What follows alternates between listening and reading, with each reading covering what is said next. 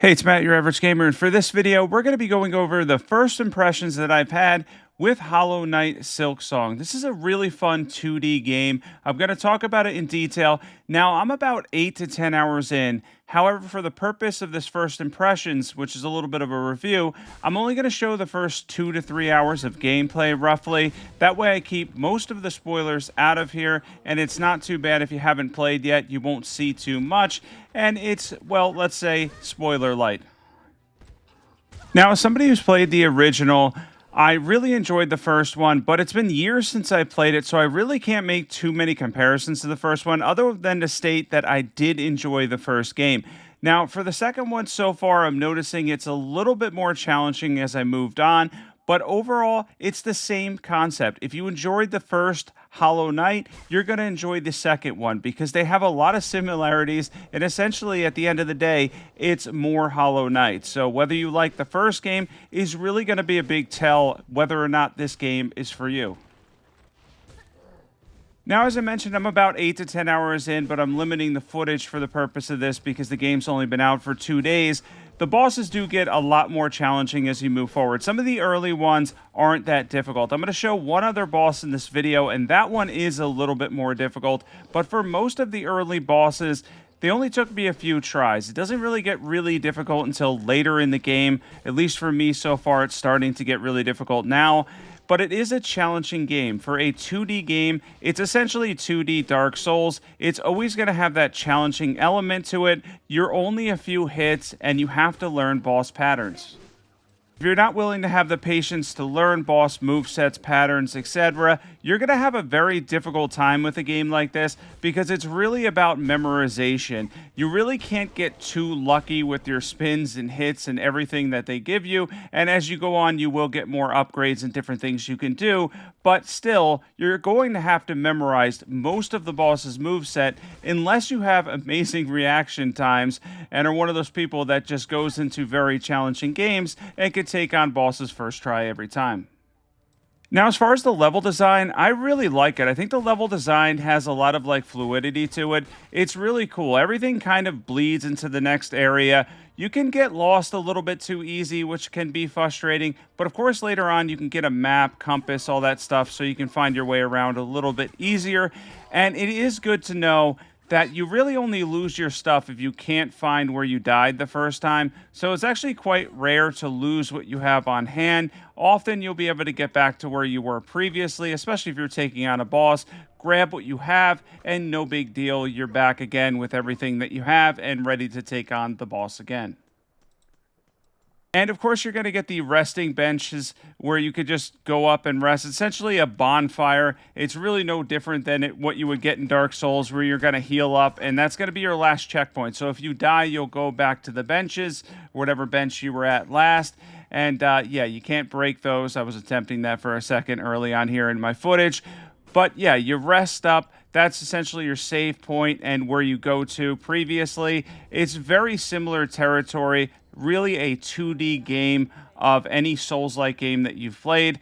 It has that similarity to all those types of games. It's going to be challenging, so if you're looking for a game that you could play half asleep, this is probably not going to be the game for you. I would say that with a lot of Souls-like games and challenging games. You're going to have to think when you play this game. There's one of the benches right here. You're going to have to pay sometimes essentially the currency to unlock these, and then you can just rest at the bench. And of course, if you die, you're going to end up going back right here, no problem. A lot of times so far, even 8 to 10 hours in, they're very close to whatever boss you face. They're really not too long in terms of the run from the previous bench to the boss. So if you have to take several tries, it's not too bad overall. Combat's fairly simple. Eventually, you're going to get things like a spear, and you're going to be able to move faster, and there's just going to be upgrades along the way that you're going to grab, which are awesome and make the game more interesting because it allows you to do more. But early on, it's going to be a lot of just, hitting things with your sword and trying to time your jumps properly.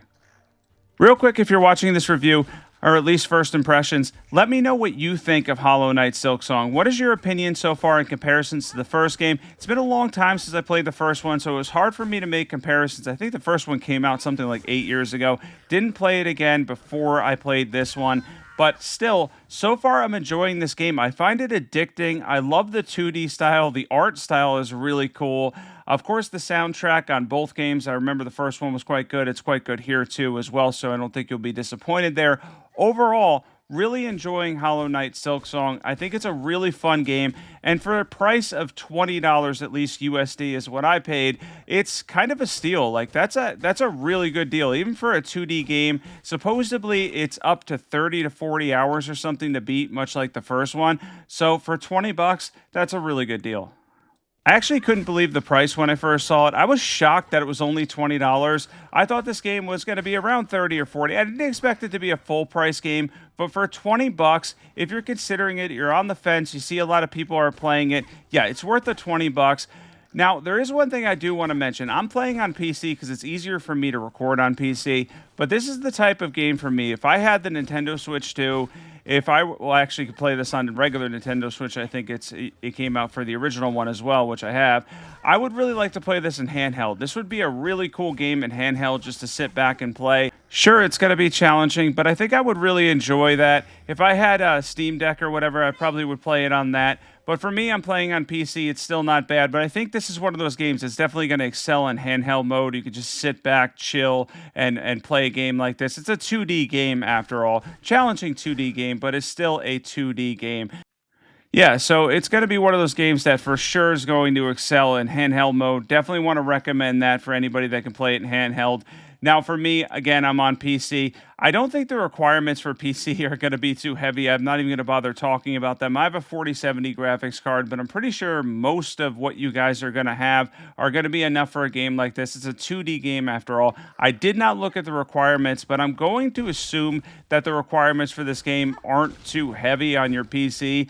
My PC doesn't even really get warm running this. So, yeah, it's not going to be one of those games that's really going to be terrible or really difficult to run on your PC. I can't imagine it being a problem for most of you guys. Let's go into a challenging early boss, one I had a little bit of a difficult time with. For some of you, you're going to say this is incredibly easy. Other ones may say this is a little bit challenging early on. For me, it was semi-challenging. Took around 5 or 6 tries. Not too bad overall. But this is the Lace boss, which is essentially a boss with a thrusting sword. And this was a little difficult to time and get down. But yeah, overall, I'm enjoying the mechanics of the boss fights. They're really fun. Again, you got to memorize movesets as much as you can because that's going to be your advantage. When to jump, when to dodge, all that stuff. Overall, I did find this boss a little bit difficult, especially early on, but not too bad. Overall, though, I'm really enjoying, I got to mention, because I mentioned this earlier, I'm really enjoying the soundtrack, really enjoying the gameplay, really enjoying the level design, about 8 to 10 hours in now, really enjoying pretty much everything about this game. You can kind of get an idea already of what I'm going to say about this game.